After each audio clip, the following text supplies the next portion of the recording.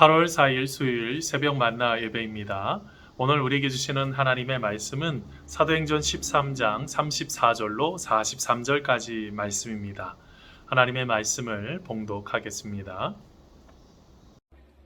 또 하나님께서 죽은 자 가운데서 그를 일으키사 다시 썩음을 당하지 않게 하실 것을 가르쳐 이르시되 내가 다윗의 거룩하고 미쁜 은사를 너희에게 주리라 하셨으며 또 다른 시편에 일렀으되 주의 거룩한 자로 썩음을 당하지 않게 하시리라 하셨느니라. 다윗은 당시에 하나님의 뜻을 따라 섬기다가 잠들어 그 조상들과 함께 묻혀 썩음을 당하였으되 하나님께서 살리신 이는 썩음을 당하지 아니하였나니 그러므로 형제들아 너희가 알 것은 이 사람을 힘입어 죄사함을 너희에게 전하는 이것이며 또 모세의 율법으로 너희가 의롭다 하심을 얻지 못하던 모든 일에도 이 사람을 힘입어 믿는 자마다 의롭다 하심을 얻는 이것이라. 그런즉 너희는 선지자들을 통하여 말씀하신 것이 너희에게 미칠까 삼가라. 일렀으되 보라 멸시하는 사람들아 너희는 놀라고 멸망하라. 내가 너희 때를 당하여 한 일을 행할 것이니 사람이 너희에게 일러줄지라도 도무지 믿지 못할 일이라 하였느니라 하니라. 그들이 나갈새 사람들이 청하되 다음 안식일에도 이 말씀을 하라 하더라. 회당의 모임이 끝난 후에 유대인과 유대교에 입교한 경건한 사람들이 많이 바울과 바나바를 따르니 두 사도가 더불어 말하고 항상 하나님의 은혜 가운데 있으라 권하니라. 아멘.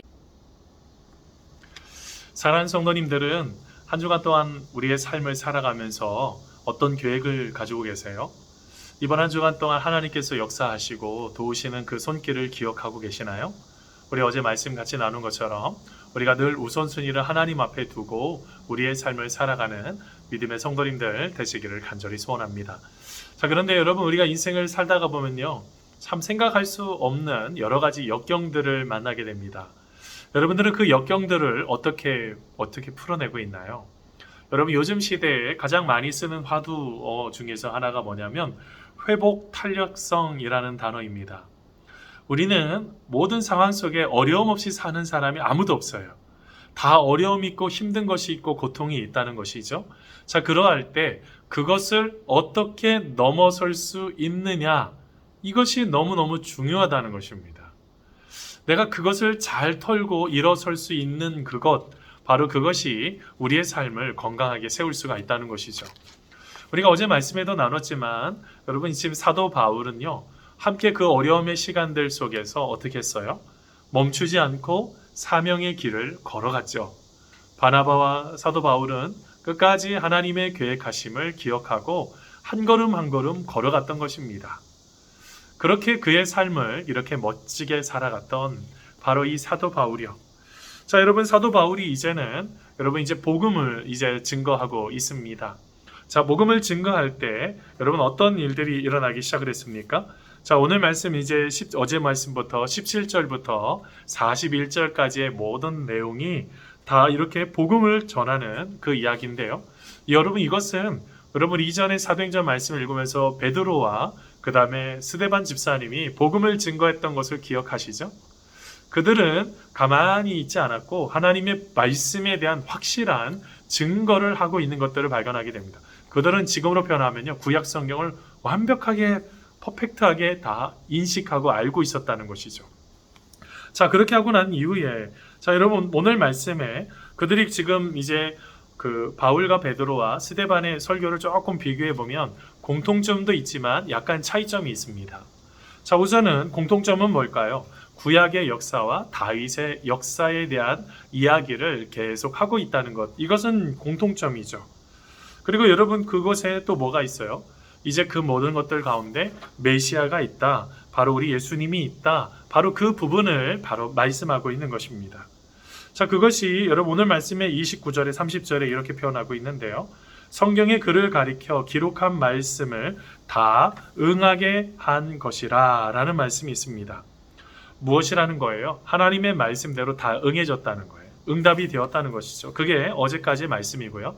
자, 이제 말씀 속에 쭉 이야기를 하다가 38절부터 41절까지의 말씀에 보면 강력한 복음에 대한 전도 설교를 하기 시작을 합니다. 한마디로 말하면 복음으로 들어오라고 초대를 지금 하고 있는 것이죠. 자, 그러면서 오늘 말씀 38절에 이런 말이 있습니다. 그러므로 형제들아 너희가 알 것은 이 사람을 힘입어 죄 사함을 너희에게 전하는 이것이며 라는 말씀이 있습니다. 여러분 여기에서 이 사람을 힘입어, 이 사람은 누굴까요? 당연히 예수님이시죠. 예수님을 힘입어 죄 사함을 너희에게 전하고 있다라고 말을 하고 있는 것입니다. 속죄의 설교를 지금 하고 있는 것이죠. 여러분 오늘 말씀에 그는 무엇을 하고 있는 것입니까?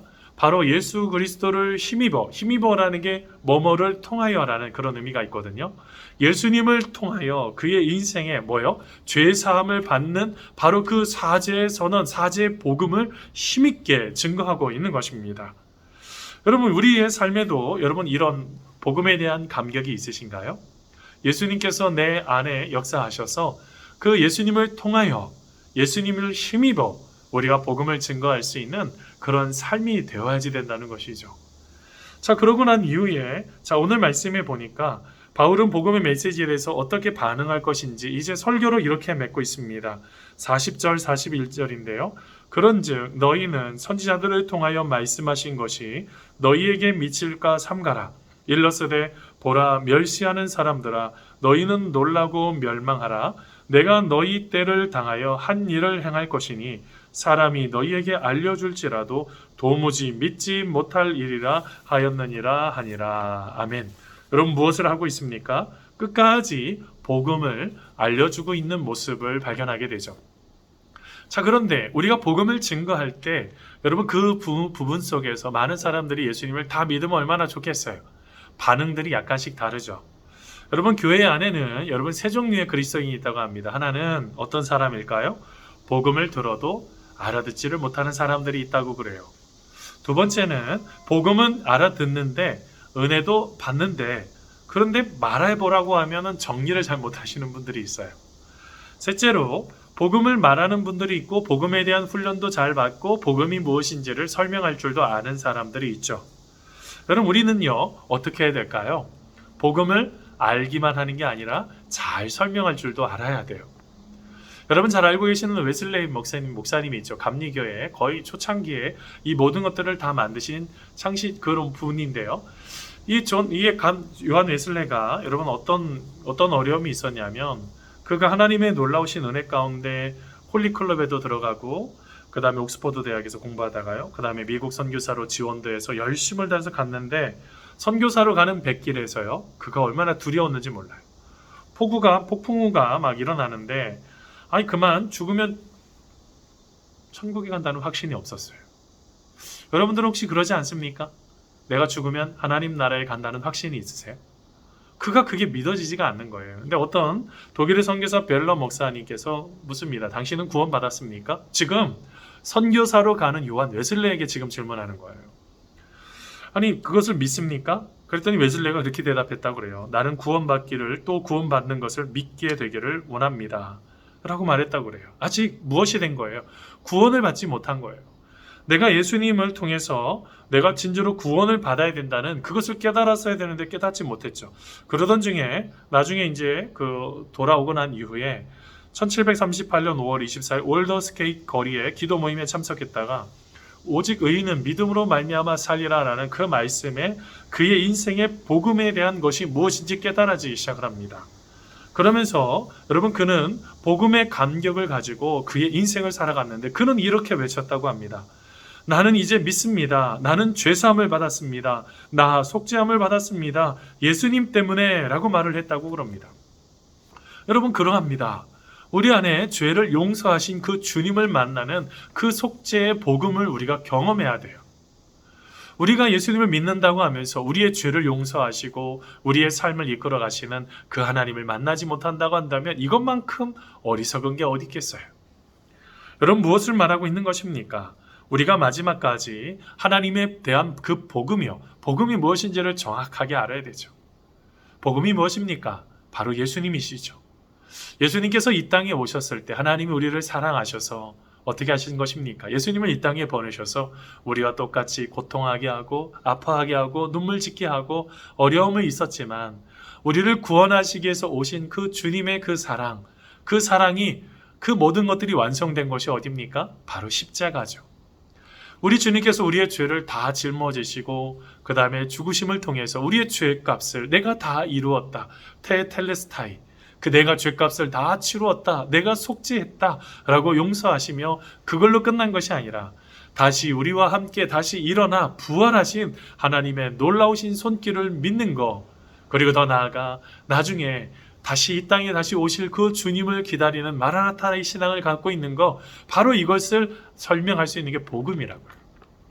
여러분, 이 복음이 증거되자마자 여러분 비시디아 안디옥의 회당에 있는 여러분 그 모든 그 유대인들이 이렇게 말합니다. 42절입니다. 그들이 나갈새 사람들이 청하되 다음 안식일에도 이 말씀을 하라 하더라. 여러분, 여기에서 청한다라는 말은 간곡히 빌다라는 그런 의미가 있습니다.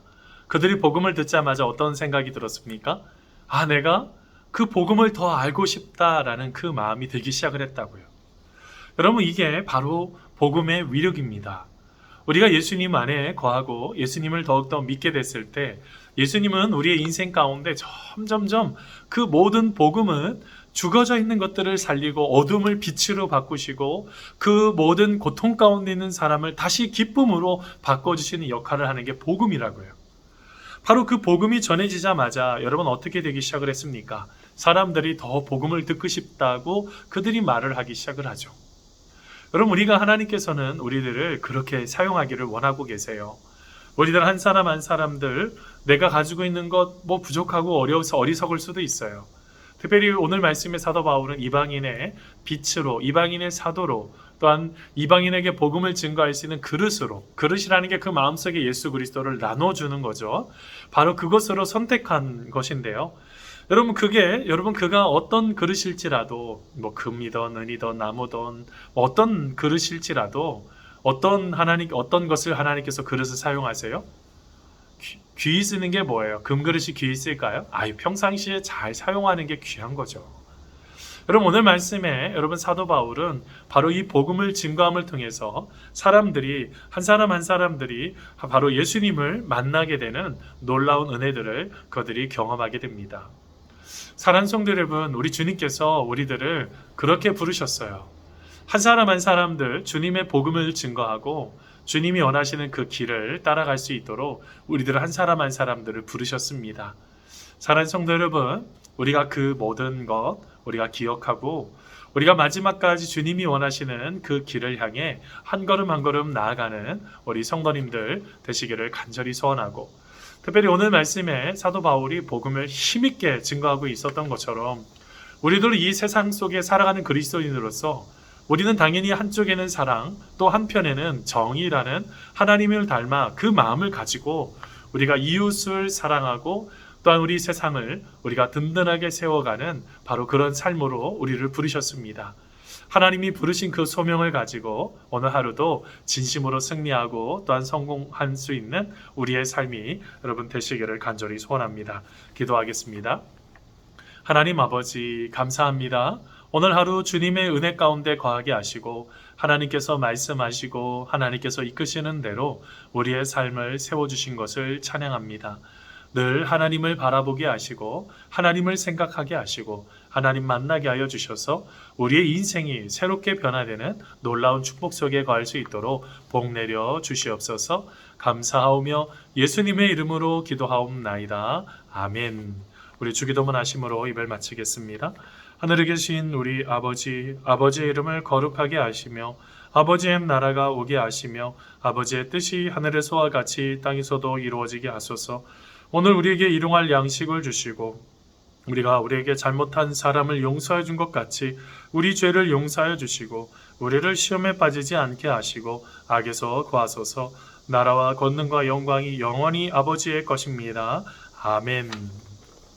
사랑하는 성도 여러분, 오늘 하루도요 하나님 안에서 아름답게 또한 살아가고 특별히 사도 바울처럼 복음을 힘있게 특별히 우리의 삶의 예배, 우리의 삶을 통해서 드러내는 거죠. 삶의 예배를 통해 하나님을 만나고 하나님과 함께 나아가는 귀한 삶이 되기를 간절히 소원합니다. 성도님들 오늘 하루도 승리하십시오. 우리 계속적으로 이어서 기도하겠습니다. 하나님 감사합니다. 부족하지만 주님께서 우리들을 더욱더 사랑하여 주시고 하나님 만나게 하여 주시옵소서. 하나님 감사합니다.